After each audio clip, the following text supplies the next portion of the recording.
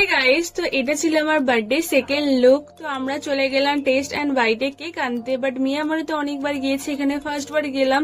আর এখানেও কেকের ভ্যারাইটি অনেক ছিল, তো কোনটা আনবো ঠিক কনফিউজ হয়ে গেছিলাম। তারপরে নিয়েছি হার্ট চকলেট কেকটা, আর এখানে স্টাফ গুলো অনেক ভালো। আর এখানে পুচকি মেয়েটাকে দেখো কত কিউট।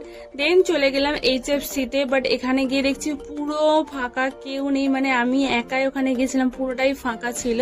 দেন এখানে একটু কেকের সাথে ফটোশুটও করে নিলাম। তারপরে এই দেখো আমাদের কেক কতটা সুন্দর লাগছে না, আর এখানে আবার রানী নামটাও লেখা আছে। দেন কেউ স্পার্কেল জ্বালাতে পারছিল না, আমার বার্থডেতে আমি নিজেই স্পার্কেল জ্বালিয়ে নিলাম। দেন এখানে আমি কেকও কাটছি, সবাই হ্যাপি বার্থডে বলছে, আর আমি বলছি হ্যাপি বার্থডে টু মি বলে আমি নিজের কেকটা নিজেই খেয়ে নিচ্ছি। সবাই বলে আরে আমাদেরকেও খাওয়া, বাট অনেকেই ছিল, কেউ ক্যামেরায় আসেনি। দেন এখানে পিৎজা অর্ডার করেছিলাম আর চিকেন উইংসও করেছিলাম, বাট ওটা বাড়ির জন্য নিয়ে গেছিলাম।